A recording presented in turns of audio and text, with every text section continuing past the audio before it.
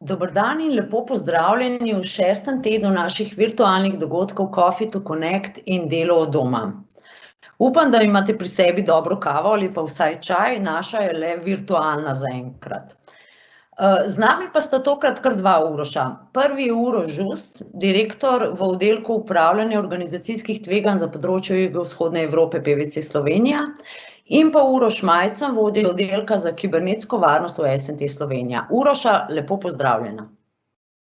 Živjo, lepo pozdravljeni. Lep pozdrav vsem. Tema, o kateri pa bomo danes govorili, se pogovarjali in seveda si želimo tudi vaših vprašanj, pa je kibernetska varnost v trenutni realnosti. Če želite zastaviti vprašanje, kliknite na ikono Q&A in napišete svoje vprašanje. Lahko ga seveda zastavite tudi anonimno, če bo vprašanje bolj na meji. Tako da, evo, jaz bi pa kar začela, pa bom vaju nazivala kar z imenom in priimkom, ker imata oba pač enako ime Uroš. Torej, če začnemo s kibernetsko varnostjo pred pandemijo. Katere so bile najpogostejše varnostne pomanjkljivosti, težave in pa izzivi podjetij na področju kibernetske varnosti do krize? Pa mogoče Uroš Žust bi kar s tabo začela. Ja, živjo, najlepša hvala, ker sem lahko del vaše kave. Torej, dobro vprašanje. Jaz mislim, da v bistvu naš največji problem tukaj v Sloveniji je bil nekako nejemanje preveč resno teh situacij. Dostikrat se pogovarjam s kakšnimi strankami in se pogovarjamo, kaj pa dejansko na nas vpliva v Sloveniji. Beremo članke, kaj se dogaja podjetjem v tujini, smatramo, da smo toliko manjši, toliko manj zanimivi, a ne. Ampak bom pa tako rekel, da določene pomanjkljivosti so se pa glih ravno skozi to krizo šele pokazale, a ne. Na splošno bi rekel, da je pač v bistvu ponavadi največja pomanjkljivost je pač neka odsotnost nekega načrta za neprekinjeno poslovanje, ali pa če je že bil, da mogoče določenih scenarijev, kot je na primer ta, v katerem smo se zdaj znajdli, ni upošteval, a ne. Drugače pa tudi ena stvar, na kateri bomo pa verjetno tudi še kaj omenjali, pa konstantno prisotna je pa tudi pomanjkljivo izobraževanje uporabnikov. To bi nekako mogoče na kratko povzel. Pa Uroš Majcen bi še kar ti mogoče pokomentiral to vprašanje. Kakšno je bilo pač stanje, katere so bile pomanjkljivosti do časa krize? Kot že ponavadi in pogosto, kot v Sloveniji vidimo, smo marsikaj na normativni ali deklarativni ravni izvajali, zaustavilo se pa je pri konkretnih stvarih. Torej, pomanjkanje kadra, usposobljenega kadra, dovolj usposobljenega kadra, pomanjkanje virov, financiranja za to vrstne preventivne ali kontrolne dejavnosti ali mehanizme, ki bi jih podjetja vpeljala, ter marsikje to razumevanje, saj meni se pa to ne more zgoditi, saj jaz pač ne bom tarča, ker recimo sem nezanimiv, sem dovolj majhen, kdo bo pa nas v Sloveniji našel za to vrstne dogajanja in potem smo se večkrat opekli, nažalost, ne. Nažalost bomo problem pomanjkanja kadra imeli tudi v prihodnosti, zato ker nas pač končno mnogo, ne, nimamo nekega priliva ljudi, ki bojo, kot recimo Združene države Amerike, ki bojo prihajali k nam in se izobraževali in potem ostali v Sloveniji in se s temi stvarmi ukvarjali. Mi smo imeli problem odhajanja tovrstnih kadrov v tujino zaradi boljših plač in to se bo tudi v prihodnje dogajalo, ker potreba za tovrstnim kadrom bo vedno večja, ne vedno manjša. In če je kaj ta kriza pokazala, je prav to, da moramo zagotoviti nemoteno delovanje naših storitev, v tem primeru tudi tega, kar zdaj počenjamo, torej nadaljavo, ker je pač ta komponenta varnosti še toliko bolj izrazita. Zdaj, dobivamo že kar nekaj zelo zanimivih vprašanj, ampak jaz bi šla mogoče vseeno malo za začetek in širši pogled, pa bi tebe vprašala, Uroš Majcen, če pogledaš vidik države, kakšno je po tvojem mnenju bila, kako ocenjuješ pripravljenost te kritične infrastrukture državne na te novodobne grožnje, tudi v luči to, kar si omenil, zagotavljanje neprekinjenega poslovanja, kakšna je ta kritična infrastruktura in njena varnost v državi? Kar se tega tiče, bom tako rekel, jaz sem precej smo, tudi mi v podjetju sodelujemo z podjetji, ki so ali nosilci kritične ali bistvene infrastrukture. Moram priznati, da recimo podjetja, ki so precej regulirana, kot v elektroenergetskem sektorju, so bila sposobna zagotavljati vrstne aktivnosti oziroma so sposobna to dovolj učinkovito izvajati. Tudi v telekomunikacijah, če vidite, v Sloveniji imamo res, moram zadovoljstvom reči, da nam infrastruktura ni počepnala v vsem tem delovanju in kar je za priznati pohvale vsem deležnikom. Je pa res, da bom rekel, da je vse to na škrge dihanje, da se vse to diha na škrge, zato ker je problem, kot vedno, kot sem omenil, problem pomanjkanja osebja, problem pomanjkanja financiranja in problem pomanjkanja zavedanja pri tistih odločevalcih. Če mi že spišemo nek zakon, kot zakon o informacijski varnosti, če spišem zakon o kritični infrastrukturi, moramo absolutno opredeliti, kako bomo financirali te aktivnosti. In če bomo te zadeve rekli, da bomo financirali z dobička podjetij in potem v drugi strani na podjetjem prisiljevali, da bojo morala povečevati dobičkonosnost, smo v težavah. Jaz sem že pred 2 letoma rekel enkrat na posvetu SDH-ja, da bi mogel Slovenski državni holding reči, pač enostavno 2% dobička namenimo za izboljševanje procesa neprekinjenega poslovanja, za kibernetsko varnost in v 2-3 letih bojo podjetja bolj učinkovita in vrednejša. Torej, moramo začeti razmišljati ne samo na kratkoročno, ampak tudi srednjeročno pri tovrstnih aktivnostih. In da bomo rekel, da ni vse slabo pri nas, daleč od tega, ampak mi nismo izjema, ne v plusu, ne v minusu, smo v nekem povprečju, ampak to pač pomeni, da ne moramo reči, da smo kot ona Šajerska pri Gospodarju prstanov izločeni iz aktivnosti v nekem milnem mehurčku, tega pač ni. Uroš, Just, ti delaš pa s podjetji, imaš tudi dober feedback, kakšne so njihove težave zdaj sploh, ko je nastopila kriza in zdaj vsa komunikacija tudi v podjetjih je zdaj vezana na tehnologijo, na online zadeve. Nam lahko poveš, kakšen je odnos podjetij do kibernetske varnosti, kakšen je bil pred krizo in kakšen je zdaj? A se je tako spremenil? So bolj pozorni na to?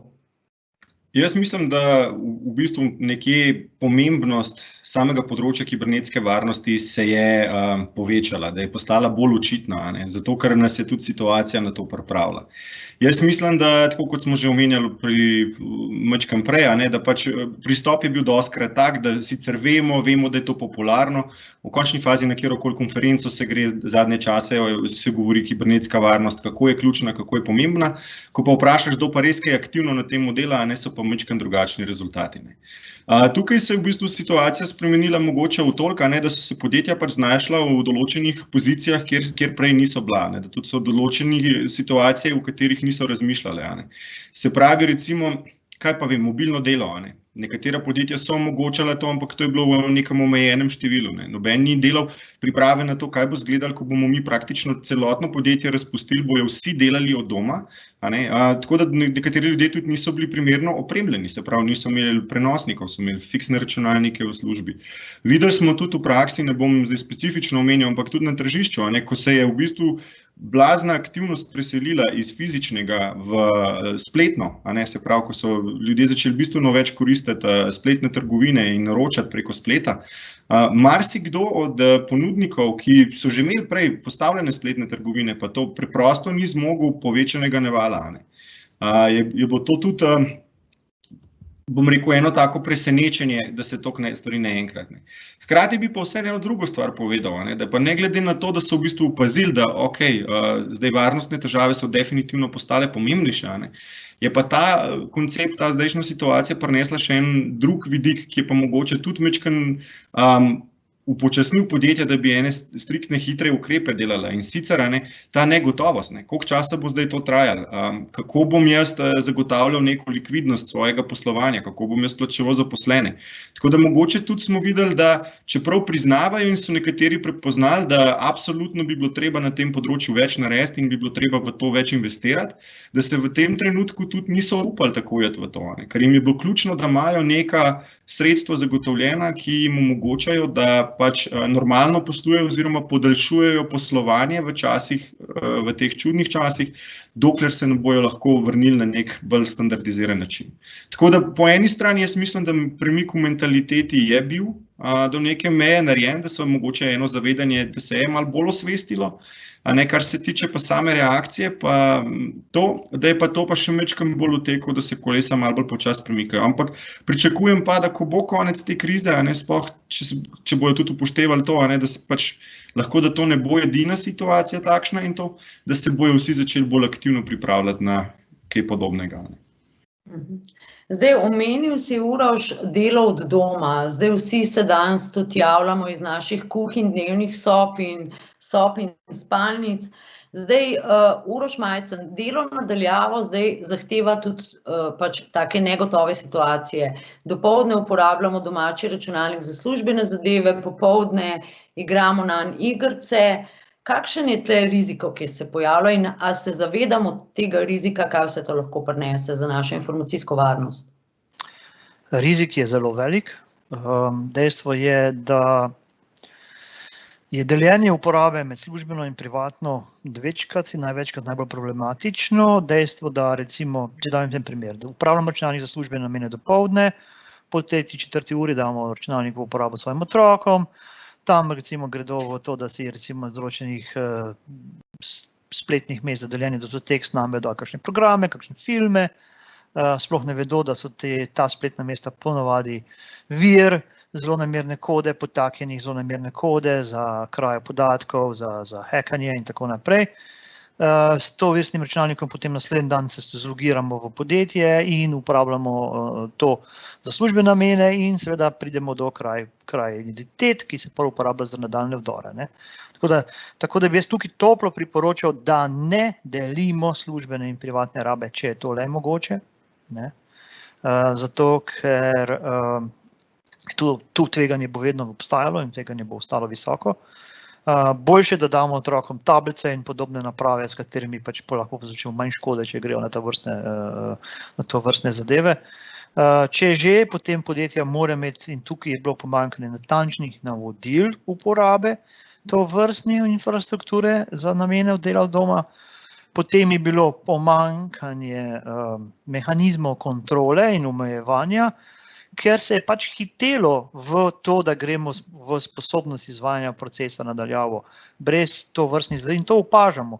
Potem smo imeli pa seveda tudi probleme z uporabo določenih tehnologij, ki smo jih uporabljali za delo nadaljavo, ker smo pač tudi nepreverjene tehnologije začeli uporabljati, samo da deluje, šli smo v neko vrsto čim boljše razpoložljivosti za nas, brez zavedanja tveganj. In to še vedno obstaja. Jaz sem imel kupico vprašanj podjetij, kako se naj organizirajo, kaj naj naredijo, post festum preverjanje nekih stvari. Dejstvo, da pač poskušajo tudi, da neke stvari ne bojo mogli izvesti, ker zdaj pač zagotavljajo delo nadaljavo in ne morejo izvajati recimo pečiranja recimo infrastrukture na zadnje verzije, odprave pomanjkljivosti, odprave ranljivosti, tega je bilo v zadnjem času veliko, ker moramo razumeti, tale čas je idealen za zlonamernike. To je za njih, ko bi tem rekel, zeleni pašnik. Oziroma bi rekel, tako kot je bil koronavirus srečen, da je prišel med človeško populacijo in se lahko zelo hitro razširil, je to tudi za zlonamernike, za hekerje tole idealna situacija. Ker se zavedajo, da nekateri delajo na omejenih kapacitetah, da imajo ljudi na čakanju, da delajo doma, da nimajo vseh dostopov in lahko zelo hitro oni svoje aktivnosti izvedejo in kaj opažamo, medtem ko se podjetja zelo težko uprejo temu oziroma reagirajo na to vrstne dejanja. Zdaj se pa lahko idealno navežem, Uroš, kar naprej, bom šla kar na vprašanje gledalcev, ker se jih kar pridno se nabirajo. Jure sprašuje, koliko je vdorov v Sloveniji dnevno? Če imaš kakšne podatke, če imata oba v bistvu kakšne podatke. Jaz lahko rečem, da v bistvu v Sloveniji nekega agregatnega stanja nimamo, da teh podatkov v Sloveniji nimamo, ker pač poskušamo vzpostavljati mehanizem skozi poročanja Uprave Republike Slovenije za informacijsko varnost, torej nosilci bistvene infrastrukture bi morali poročati in uprava jih tedensko poziva. Glede na moje dogajanja je teh incidentov nekaj, tisto, kar podjetja priznajo, večinoma pač ne poskušajo povedati, poskušajo sama nekako reševati. Tudi v tem času sem se jaz ukvarjal z parimi primeri, tudi manjših SP-jev, manjših DOO-jev, ker se jim je zašifriralo in jim druga ni preostalo, kot da so kupili Bitcoin 2 in dobili nazaj svoje podatke. Kar mi je bilo izredno žal, da se mi to zgodilo, ampak pač enostavno to bilo. Tako da, število incidentov je v porastu od časa pred epidemijo, mogoče to je en tak splošni odgovor, ki je pomemben, da pa nimamo nekega večjega vdora oziroma izpada storitve, pa mogoče zato, ker ne glede na vse skupaj so pa podjetja le malo bolj občutljiva, malo bolj pazljiva, tudi uporabniki smo bili vseeno opozorjeni, da kar vsako elektronsko pošto ne jemljejo dobronamerno, da so pazljivi pri odpiranju, pri ponk. Recimo zapazili smo primere tega ogromno tega poskusov phishinga, spear phishinga, ker so v imenu Svetovne zdravstvene organizacije pošiljali, tudi točno vemo, komu v Sloveniji pošiljajo, ker so te naslove že nekje pridobili, recimo priponke, pa so se te priponke vsebovale zelo namerno kodo. Moram pa reči eno dobro stvar, ki na račun. Ti največji svetovni ponudniki, recimo Microsoft in Apple in predvsem pa Microsoft in Google, sta zelo dejavna v čiščenju elektronske pošte, v čiščenju zelo namerne kode iz elektronske pošte, v preverjanju linkov, domen, ki so zelo namerne in to zelo, so pospešila svoje dogajanje v tej smeri in nas varujejo bolj kot pred krizo. In v tej luči so oni zmagovalci to vrstne krize ta trenutek, ampak moram reči, da dobri zmagovalci, ker tudi nam olajšajo delo. Uroš Žust, a bi še ti mogoče kaj komentiral tvoj pogled, feedbacki, ki jih dobivaš s strani podjetij, s katerimi delaš? Ja, tako je. Kot smo rekli, ljudje ne radi o tem še javno govorijo. Trenutno vsaj splošna vizija v Sloveniji je, da če ti poveš, da si imel nek napad, da to je zdaj v bistvu neka slaba informacija, ki jo daješ ven. Tako da, če ni nujno, ne poročajo. Jaz v bistvu nekako smatram, da še najbolj, kar jaz spremljam, so v bistvu podatki, ki jih sicer vsako leto objavlja, pa še to je omejena količina. To so pač tisti, ki se sami odločajo povezati z njimi in jim poročati. Dejstvo pa je, da tudi po njihovih statistikah, če pogledamo njihova poročila, so itak brezplačna in so na njihovi spletni strani, v bistvu številke vsako leto rastejo.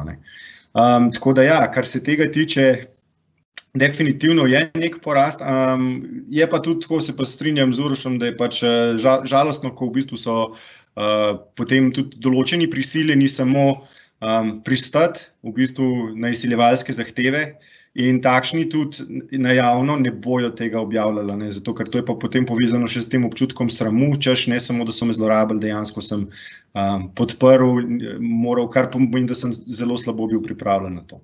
Tako da jaz mislim, da teh jasnih številk ne bomo vedeli, skozi bolj nekako to, dokler ne bo neka uredba zahtevala, da bo prav neko obvezno javno poročanje, ampak jaz ne vem, jaz tega še ne vidim. Zdaj imamo pa še vprašanje gledalca Uroša, ki komentira, da imata lepo ime. Zdaj pa lažje vprašanje, kolikokrat so vama že vdrli v vajin računalnik? Če lahko to izdata? Pa mogoče Uroš Žust. Ja, zdaj bo zanimiv odgovor, ne da bi vedel, bom rekel. Jaz osebno pač ne bom rekel, da absolutno se da. In se veste, v današnjih časih tudi, ne glede na to, da skušaš biti pametnejši, ena napaka je tista, ki te lahko okuži. Pač, če imaš protivirusne programe, če imaš neko izobraževanje, da ne klikaš, da določene stvari zapaziš, ne vem. Ampak bom tako rekel, no, da jaz občasno sem tudi pregledoval svoje računalnike ali pa sem svoje podatke, ko sem jih ven dajal, testiral na drugem računalniku, izgledal, da je vse v redu. Tako da jaz, da bi vedel, ne bi. Lahko pa govorimo o mlajših letih. Prav bom rekel, ko sem pa bolj začel z informatiko, sem pa definitivno. Sem bil še eden teh junakov, ki je dobil en virus in je bil nek exe file in sem ga pognal in se ni nič pognali in sem rekel, kaj je narobe in sem ga nisel še na drug računalnik sprobati. Tako da sem 2 okužil, ne samo enega. Tako da v bistvu, to je pač majčkena evolucija. Pa pol. Je pa čisto možno, da sem trenutno. No. Tako da, ne vem. Jaz rekel, ko sem bil enako odgovor, ko sem bil mlajši, se spomnim, smo imeli en virus na faksu, ko so črke padale dole z ekrana, smo pa tako vsi gledali, pa bili navdušeni nad tem, pa smo kopirali na druge računalnike, pa se je drugim to dogajalo, pa je bil profesor znorel, v tistih časih, če tako rečem.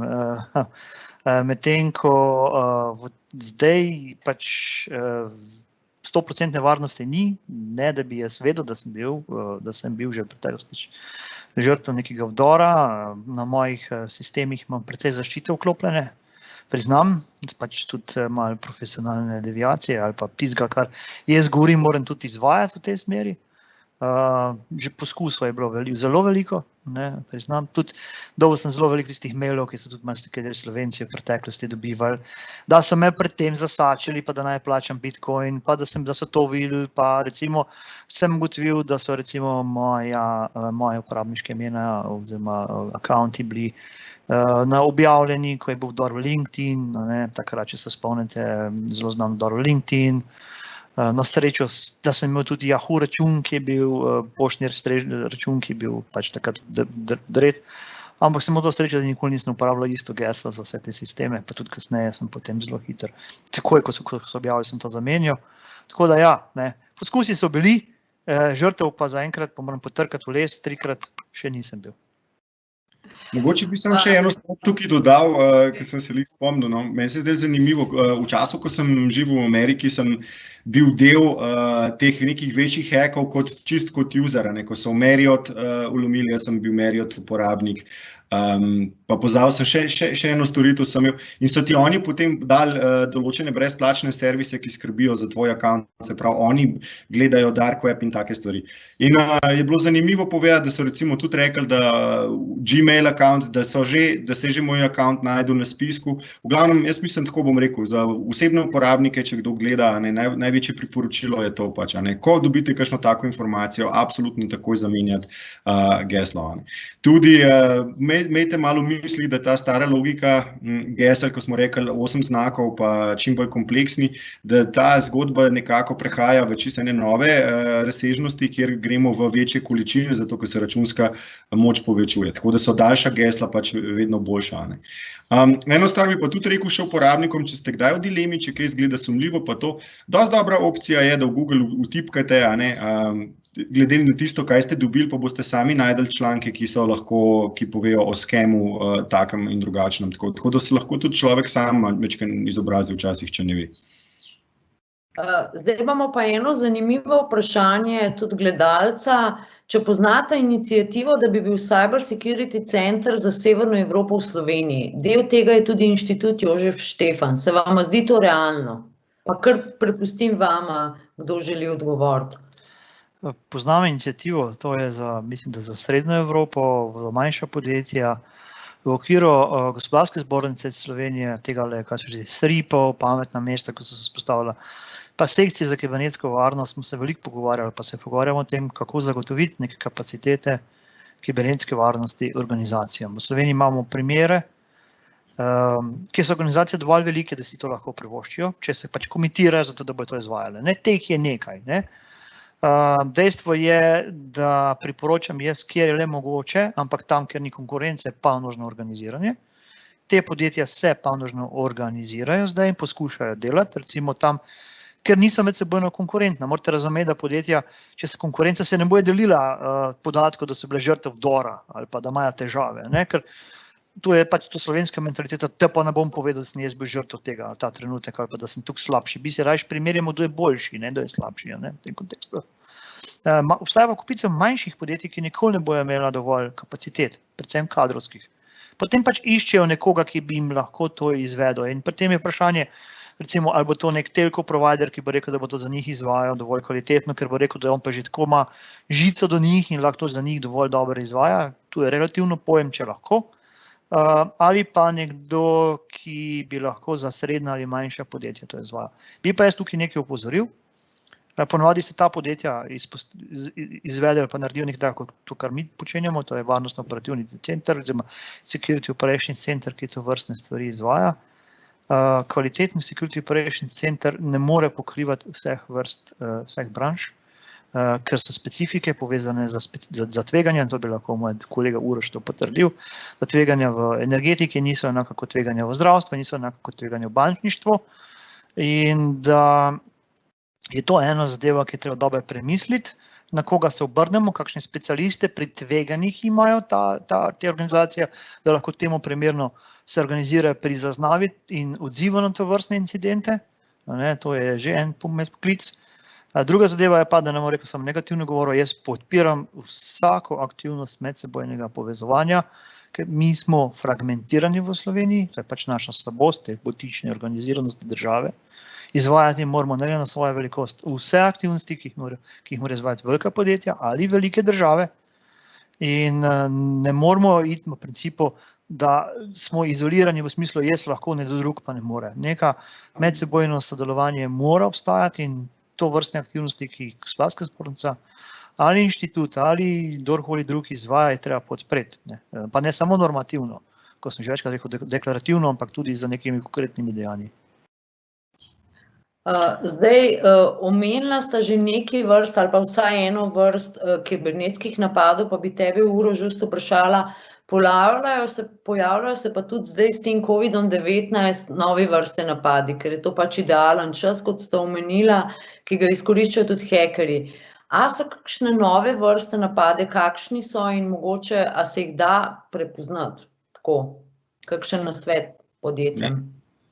Zdaj prav, da bi rekel po sami tehniki, jaz ne bi rekel, da tukaj vidimo toliko novosti, kakor vidimo tematsko obarvane novosti.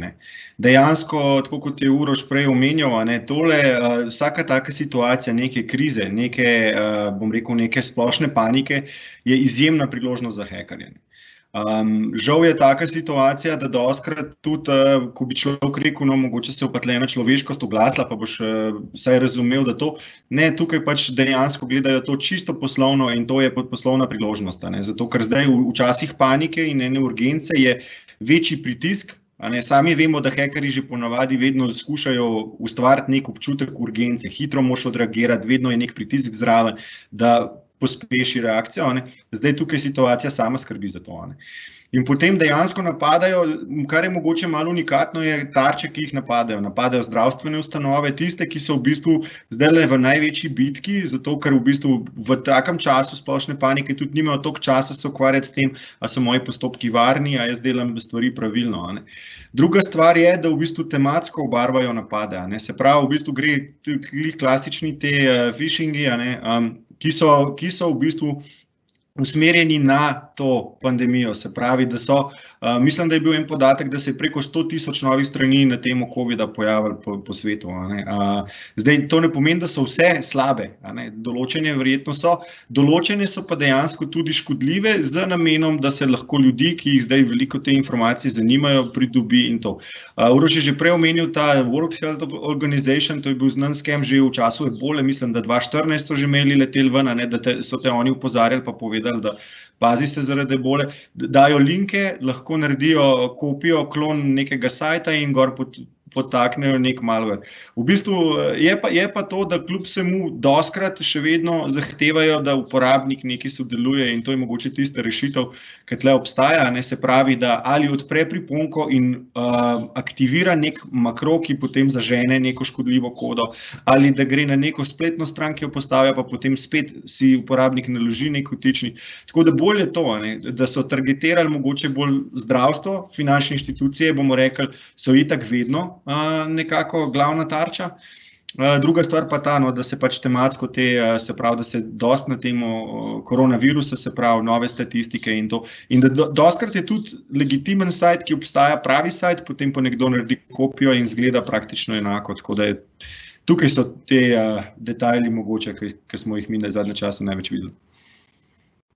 Uroš Majcen, zdaj pa vprašanje tebi, glede na to, na ta tehnike socialnega inženiringa in razmah tega, a mi sploh imamo kapacitete v bistvu, da se aktivno borimo proti tem napadom? Pa bom povezala še z enim vprašanjem gledalca, koliko belih hekerjev je v Sloveniji? Se ne vem, imate kakšno društvo ali združenje, oziroma se ve približna številka? Zdaj, skrivnost ni, da tisti, ki se s tem ukvarjamo, bolj ali manj poznamo vse v tej branži. Številka ni tako majhna v Sloveniji, ne? Številka nam omogoča dovolj kvalitetno izvajanje tovrstnih akcij za naše naročnike. Tako da bom rekel, da je to kar nekaj 10, ne? Ljudi, ki se s tem aktivno ukvarjajo, različnih starostnih struktur, različnih, bom rekel, izkušenj. Tudi jaz, recimo kot vodja oddelka, imam v svoji ekipi ljudi, ki imajo različne izkušnje, različne starostne strukture, ravno zato, ker želim imeti to diverzifikacijo. Mlajši so bolj, bom rekel, manj težav imajo reči, ne znam, ne vem, nočem, starejši pa imajo več izkušenj, pa reče, počak, to je pa mogoče tako in tako. In delamo na tem, da ljudi izobražujemo in prenašamo znanje. Tako da tega v Sloveniji ni tako malo in tudi izobraževalne ustanove so se zadnje čase precej na to temo organizirale, producirajo precej novega kadra in upam tudi, da bojo podjetja ta kader prevzela, zaposlila, da bojo dobila neke izkušnje, dela na nekih zelo, ko bi temu rekel, ni boljšega, kot delo na konkretnem primeru. Lansko leto, recimo, smo mi delali na zelo velikem vdoru v Sloveniji, ki je povzročil velik izpad. Fanti, ki so na tem delali, sem rekel, jaz sem vedno povedal njim, ni boljšega izkušnje v življenju kot to. Dobena izobraževalna ustanova, doben tečaj, dobena fakulteta ti to vrstnih izkušenj ne bo dala. In potem pač opazuješ tudi, kakšne so delovne navade posameznikov, oziroma, kako bi temu rekel, work ethic, attitude, pa vse, kar tukaj pomembni. In včasih jaz dajem večji fokus na to vrstne, kako bi rekel, osebnosti ljudi, kakor pa na njihove izkušnje. Večkrat je stalo navado, da pri hekerjih velja pravilo, da so zelo samotarji, da recimo ne delijo zadev, da so bolj samostojni v svojem izvajanju. Mi, ki delamo na obrambi pred tem, moramo biti pa timski. Moramo deliti informacije, moramo biti zelo dobro moramo znati organizirati, zelo hitro se moramo znati organizirati. Pa še nekaj velja tukaj, ker bom pa rekel tudi za vse ostale, mogoče edina grda beseda, ki bo danes izvajajo, nastaja en ameriški pregovor, ki je večkrat bil v filmih povedan, da assumption is the mother of all, pa bom dal zvezdice tukaj. Tudi, ko vi dobite mail, pa ne predvideva, da je to mogoče, če vam nekdo ponuja, kar je predober, da bi moral biti res, pol veste, da vas poskuša prvaš na limanice. In Slovenci pademo na to, pa ne na velike limanice, na to, da nam ponuja zastonj vinjete, da nam ponuja pike na kartici, zato da nam ponuja to in to in to in to je ono. In to so najbolj idealne stvari, ker v osnovi je človek, je zaupljive narave in bo dobronamerno to poskušal odpreti. Ampak tukaj, še bom to rekel, bi se morali pogledati v življenju v fizični obliki, ker pa tega ne počenjamo. V fizični obliki smo bolj nezaupljivi do nekega človeka na ulici, v digitalnem svetu smo pa kar zaupljivi, pa kar vsem verjamemo, pa če nam kdo potrdi, pa nam lajka nekaj, pa nam nekaj pošlje, kar se odpiramo. Malo skepticizma bi tukaj jaz vseeno opozoril ljudi na to. In ker zdaj bomo ugotovili, da po tej krizi bo življenje še bolj digitalno, kakor je bilo še bolj, ker to ne bo kar zginilo samo od sebe in to bo potem vkomponiralo v vse naše družbene procese, v naše poslovne procese, bi na to komponento še posebej opozoril vse, ki nas danes poslušajo. Jaz bi mogoče še vprašala eno vprašanje, ki se nanaša na cloud storitev. Zdaj, če uporabljamo, ne vem, elektronsko pošto, pa vse ostale podatke imamo v cloudu, to ni zdaj neka škatla, ki jo vidiš in pač jo spraviš, tako da je na varnem, to je nekje v nekem oblaku. A so ti podatki varni? A je to varno? Zdaj, če zaradi pač zavest podjetju tega vprašanja ne morete odgovoriti, bom razumela, ampak kaj je s to oblačno storitvijo? Je to varno? Ja, jaz mislim, da je to vprašanje majčkeno bolj kompleksno, da tle ni odgovor samo ja pa ne, ker nič ni po defaultu absolutno varno. Tukaj jaz mislim, da sploh, če gledamo iz stališča podjetij, da je predvsem vprašanje to, da narediš ti neko svojo presojo, nek svojo oceno tveganja in nekako določiš, do katere mere tveganja si sposoben sam reševati oziroma zmanjševati, do katere mere rabiš pomoč. Kaj lahko rečem je to, jaz sem recimo presenetljivo videl v Ameriki, ko sem odhajal nazaj v Slovenijo, da je bil trend, recimo, kot je Uroš prej omenjal, nazaj so začeli, blazno podjetja so začela uporabljati te skupne centre, te soke. In to tudi ne samo neka manjša podjetja, celo zelo velika podjetja, ki v bistvu so imele neke infrastrukture in kapacitete, ampak so se odločila, da bojo šli raje v to. Zakaj pravim, da je treba tukaj narediti eno oceno tveganja? Po eni strani ta splošni strah pred oblakom, da samo govorimo, je v oblaku, ne vemo, kje je. Dostikrat, oziroma načeloma, imajo ljudje, ki to ponujajo profesionalno, tudi profesionalno varnost in zaščito. Kar pomeni, da če imaš ti neko manjše podjetje, kjer nimaš strokovnjake za te stvari, kjer se ne upravljaš teh stvari, boš mogoče bil še celo bolj zaščiten gor, kot boš pri sebi. Je pa pač ta občutek, da ti daješ kontrolo nekomu popolnoma drugemu. Se pravi, v bistvu nimaš tukaj sam nekega vpliva, ampak prepuščaš v dobri veri, da bojo drugi uspešno vodili. In če je nekaj večji problem tam, lahko hkrati je kompromitiranih več uporabnikov, se pravi več podjetij hkrati, kar se pa ne dogaja, če imaš noter. Tako da, jaz ne vem, v Ameriki so imeli pač tako recimo vojaška industrija, tam absolutno vse hoče imeti pri sebi, nič ne bo v cloudu, to je popolnoma zaprto, to je pri njih pač analiza, da to so take skrivnosti takega tipa, da nikoli ne bo šlo v to smer. Kar je pa zanimivo, recimo, da sem pa videl v Ameriki, da bančni sektor se je pa množično že v cloud premikal. Kar je ena stvar, ki jo v Sloveniji nekako ne vidim, glih zaradi tega, mislim, ker nekako smatramo, da te podatki so res taki občutljivi in to. Bom pa še enkrat tako rekel, ni nobena rešitev, kar samo reči, ja, pejte v to ali pa ne jad, pač ocenite, dobro se zavedajte, ampak poglejte, ali res imate kapacitete, ker tako kot je Uroš omenjal, tukaj na tem področju je tudi velik primanjkljaj pravih strokovnjakov, ljudi, ki so dejansko s tem delali in ki imajo neke dobre izkušnje s tem. Tako da, če nimaš pravih ljudi, ki ti te stvari upravljajo, mogoče celo boš, da greš v kaj takega. Jaz bi se tle, Uroš Majcan, mogoče navezala še na varnost, ki se pa nanaša na orodja za komuniciranje. Mi zdaj komuniciramo prek Teamsa, na voljo je Webex, Zoom. Kako je z varnostjo teh, za katerega se odločiti? Kateri je varen oziroma kateri ni tako zelo varen? Kakšno je tvoje mnenje tukaj?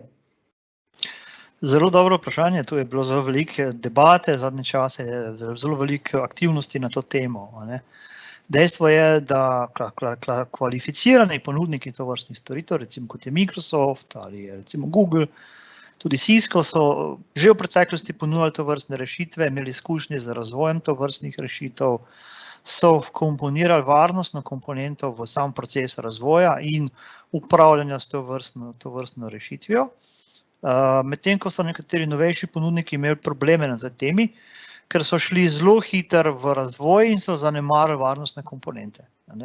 So naredili všečne programske vmesnike, sposobnosti izvajanja na zelo različnih tipih opreme ter popolnoma oblačno storitev.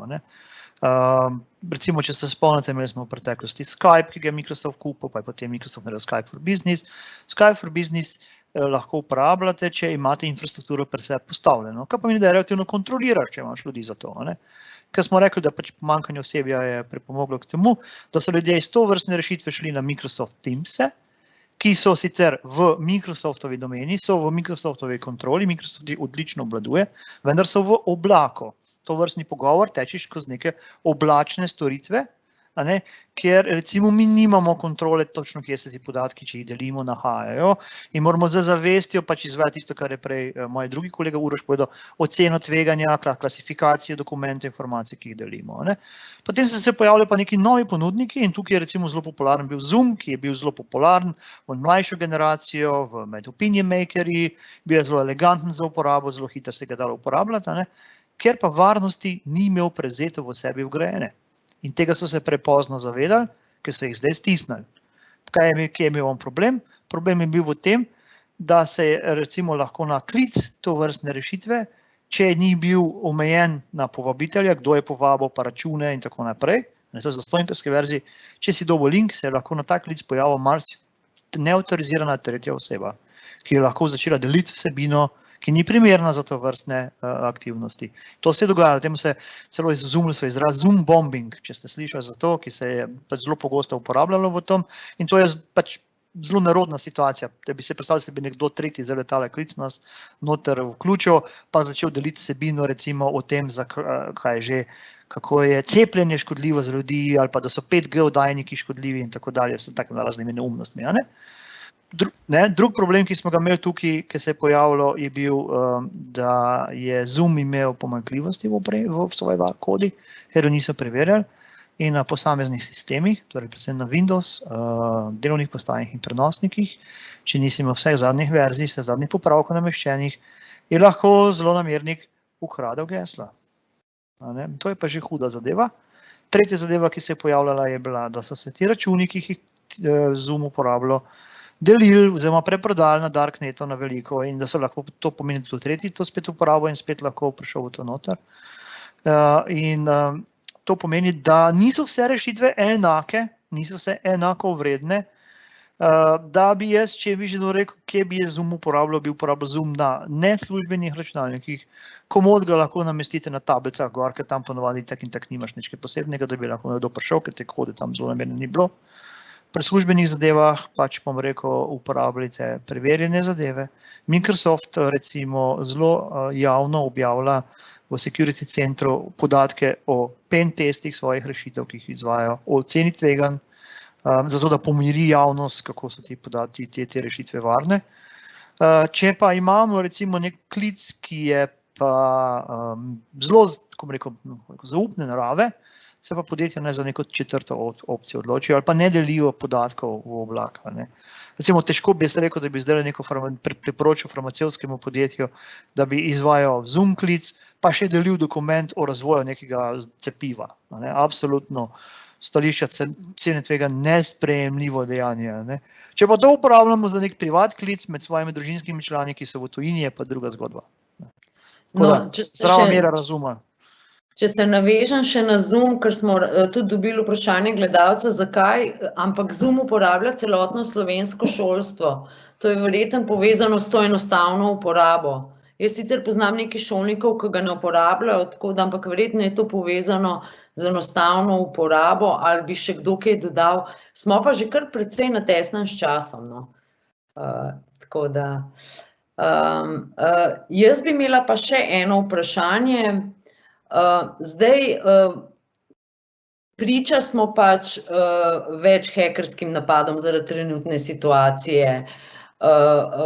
A bo to rezultiralo tudi v tem, da bojo podjetja, javna uprava prepoznali kibernetsko varnost kot eno ključnih? A se bo dalo več pomembnosti temu področju? Kakšno je vajino mnenje? Pa bi Uroš Žust mogoče ti odgovoril. Ja, jaz upam, da ja. Jaz mislim, da tako, kot sem rekel, da je to tudi že malo očitno za določene, da mogoče tudi, če ne gre v to smer, jaz upam, dejstvo pa je, tako kot je tudi Uroš prej rekel, če hočeš zagotoviti neka sredstva, je najboljše, da postaviš neka pravila, ker dokler je to prepuščeno čisto samo dobri volji, pa če lahko vsak se odloči koliko.